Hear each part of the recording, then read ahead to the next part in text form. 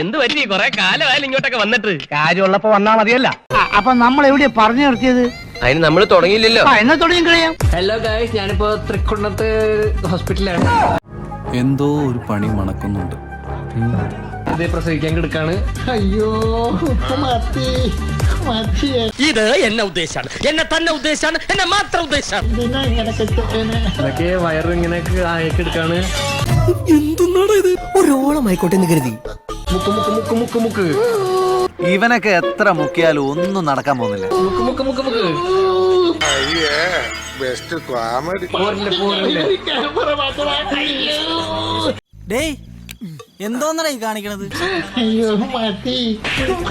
മുക്ക് മുക്ക് മുക്ക് എടാ ദാസ, ഏതാ ഈ അലവലാതി?